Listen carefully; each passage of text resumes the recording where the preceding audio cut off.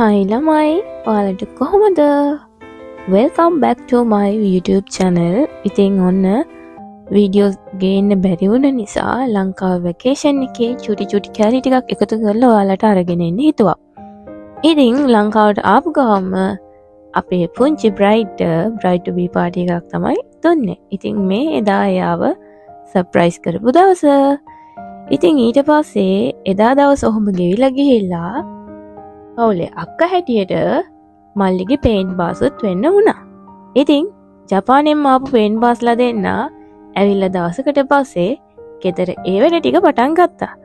ඉතින් ඔහොම ඒ වැඩ ඉවර වෙද්දී දන්නේම නැතුව එයාගේ ලස්සන දවස අත ළඟටම ඇවිල්ලා.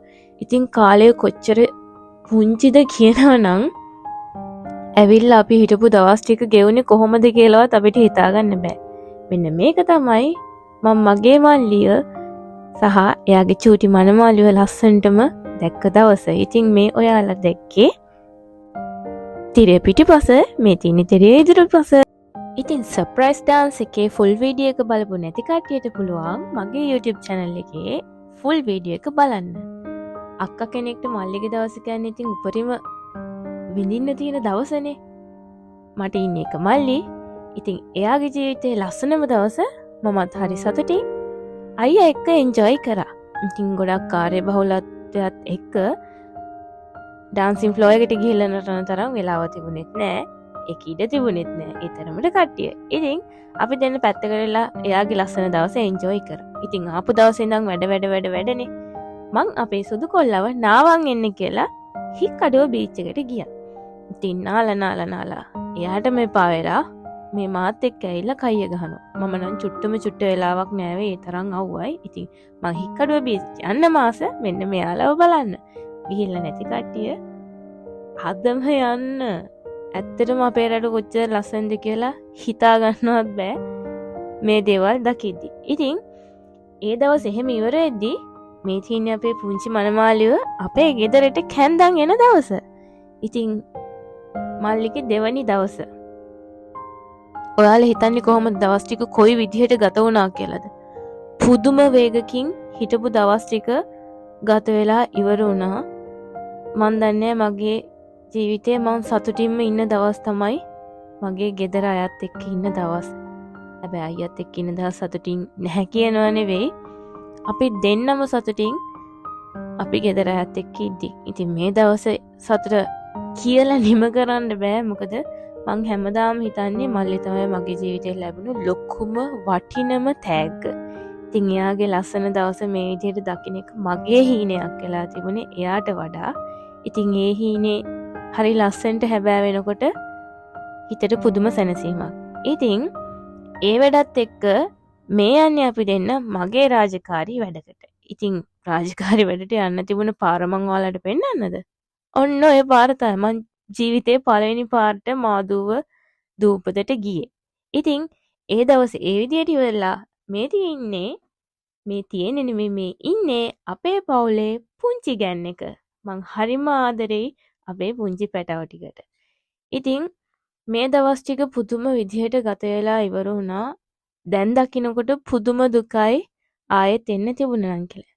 ඉතින් මේ අපේ පවුලේ පුංචි අලුත් අමුත්තා එක්ක එයාගේ චූටි අම්මගේ බර්ත්ඩේ එක සමරුවා. ඉතින් මේ අපේ අලුත බැඳපු ජෝඩුව එයාලගේ ගායන දක්ෂතා ඉදිරිපත් කරන වෙලාවයි. ඉතින් ඒකෙන් චුට්ටකුත් ඔයාලට අහන්න දෙන්නම්. පවුලත් එක්ක ඉන්නවා කියන්නෙම ජීවිතේ අපි ගත කරන ලස්සනම දවස්, සතුටුම දවස්. හැබැයි ඒ අතරින් චූටි කාලා අපිට මගහැරලා තියෙනවා. අපි විදේශගත වෙලා ඉන්න නිසා. ඉතින් විදේශගත වෙලා ඉන්න හැමෝටම ඉක්මනටම තමන්ගේ අයත් එක්ක එකට ඉන්න ලැබෙන්නේ කියලා ප්‍රාර්ථනා කරනවා. මොකද මේ දවස් හරිම ලස්සනයි.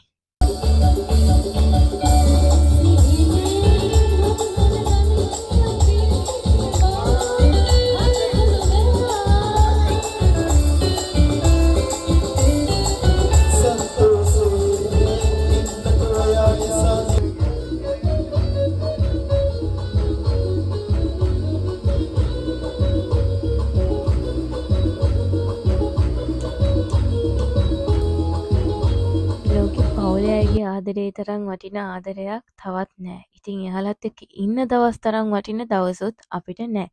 ඉතින් මේ විදිහට මේ දවස් ඉවර වෙද්දී එන්නම අපි දෙන්නට යන්න තියෙන දවස් ලං වෙනවා. ඉතින් මට යන්න ගොඩාක් ආසාවෙන් හිටපු තැනක් තමයි ජයශ්‍රී මහ බෝධිය. ගෙදර අයට එයාලගේ වැඩත් එක්ක මේ දවසේ අපිත් එක්ක එකතු වෙන්න බැරි වුණා. ඉතින් ඒ දවසේ අපි දෙන්න විතරක් දවස් 2ක අනුරාධපුරේ කාලේ ගත කරා. මොකද මේක මගේ පළවෙනි අත්දැකීම. මොකද කිව්වොත් මම ලයිසන්ස් අරගෙන අයියත් එක්ක අයියව දාගෙන ට්‍රැවල් කරපු පළවෙනි පාර අපි ගියේ ට්‍රේන් එකේ. ඒ වුණාට අනුරාධපුරේ ඇවිදින්න ඕනි නිසා අපි බයික් එකක් රෙන්ට් එකට ගත්තා. ඉතින් මේ පෙන්වන්නේ අපේ රටේ දක්ෂයෝ. අපේ රටේ රණවිරෝ තමයි මං දැකපු දක්ෂම මිනිස්සු. ඉතින් ඒ විදිහට අනුරාධපුරේ එක රැයක් අපි දෙන්න ඉවර කරා. ඉතින් අද දවසේ අපි දෙන්න අනුරාධපුරේට සමු දෙන්න හදන දවස. ඒ දවසත් අපි දෙන්න අනුරාධපුරේ දන්නේ නැති පාරවල් Google Map ගහගෙන යන්න එපා ළමයි. යන්න එපා කියන්නේ යන්න එපා. මේ තමයි මගේ ජීවිතේ වටින අනිත් කෙනා. ඉතින් එයත් එක්ක නිදහසේ ගත කරන්න හම්බුණා මේ දවස් ටික. ඒක තරම් ලස්සන දවස් ටිකක් තවත් මට නැහැ.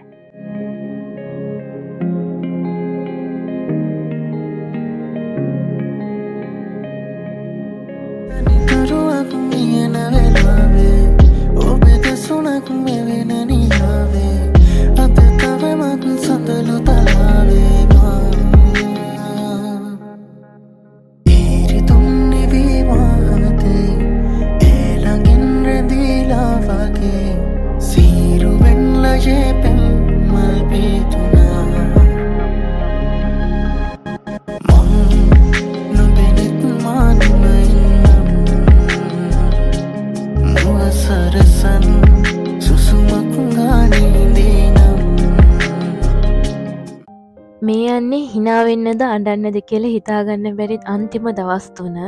ඉතින් ඒ දවස් 3 අපි ටිකක් ටවුන් එකෙන් අපේ ගමෙන් ඈතට යන්න තීරණය කරා. මොකද සීගිරිය කියන්නේ අපේ සුදු මහත්තයා දැකලා නැති තැනක්, ගිහින් නැති තැනක්.